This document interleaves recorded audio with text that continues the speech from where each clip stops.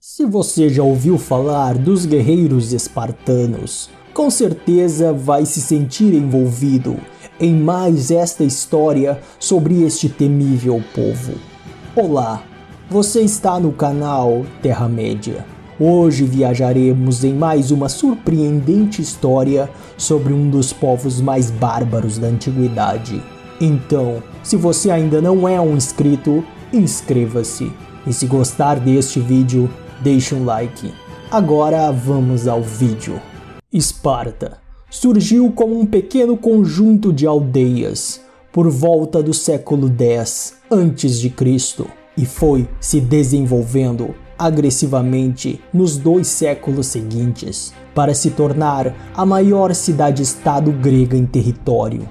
A base da sua expansão estava na aquisição de terras de cidadãos livres para o pagamento de taxas e de escravos, os chamados ilotas, prisioneiros de guerra de outras regiões.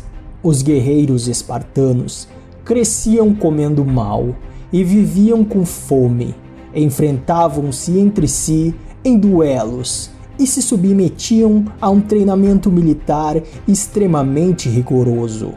O infanticídio era comum na Grécia Antiga, mas em Esparta era um pouco diferente, mais brutal, pois eles colocavam a decisão nas mãos do Estado, retirando tal arbítrio dos pais.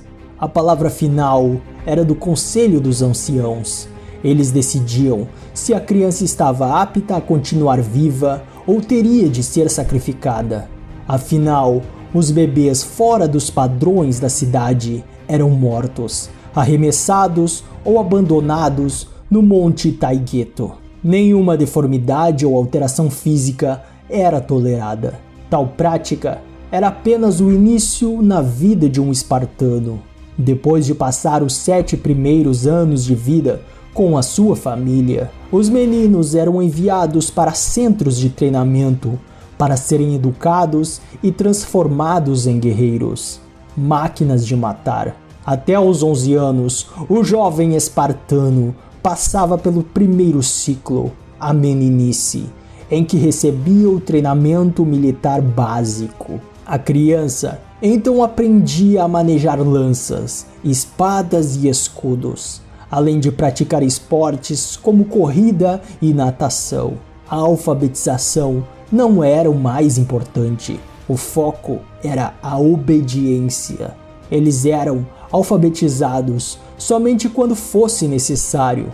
Todo o restante do treinamento era direcionado para resistência, força e treinamentos militares, com um único objetivo: obter vitória nas batalhas. No dia a dia, a educação era supervisionada por um responsável, mas a disciplina e as punições eram impostas por colegas mais velhos. Açoites e humilhações eram muito comuns.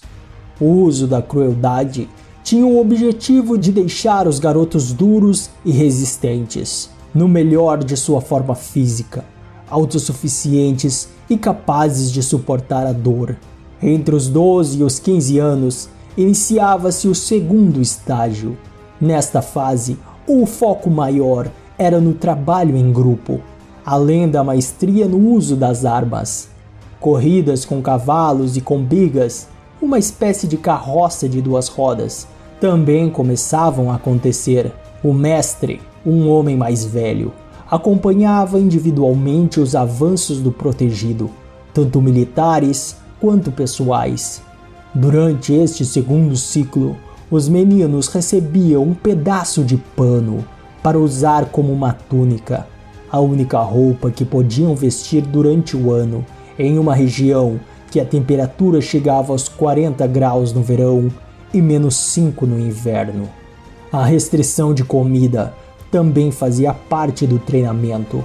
Os jovens soldados recebiam apenas o necessário para sobreviver, quantidade esta que não era o suficiente para a saciedade.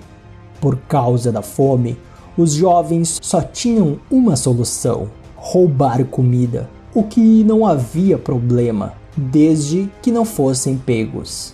A partir dos 16 anos, iniciava a fase final, que ia até os 20. Era neste momento que o treinamento passava a ser prático.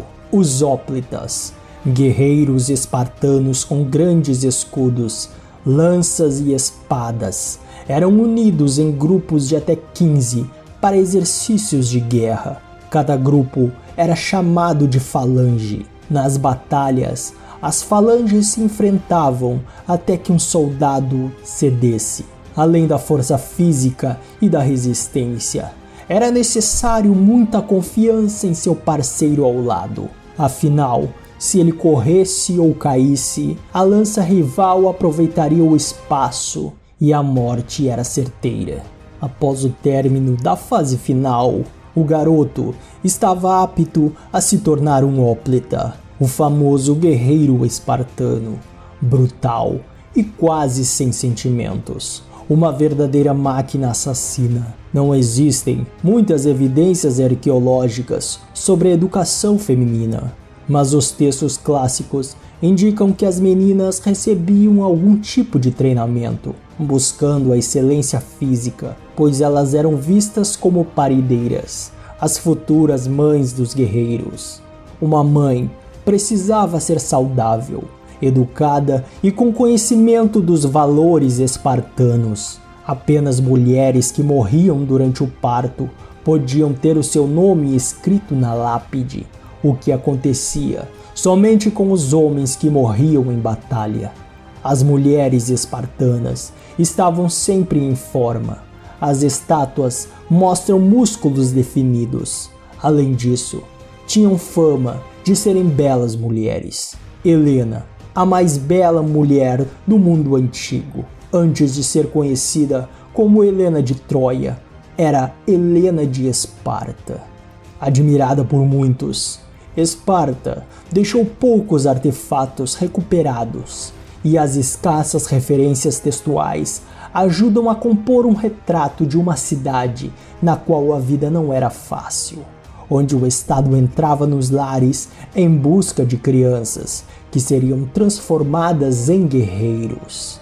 Esparta vivia em permanente estado de sítio e não tinha piedade com aqueles que ousassem cruzar o seu caminho. Então, esse foi o vídeo de hoje. Se você gostou, já deixe um like e se inscreva no canal. Até o próximo vídeo, valeu!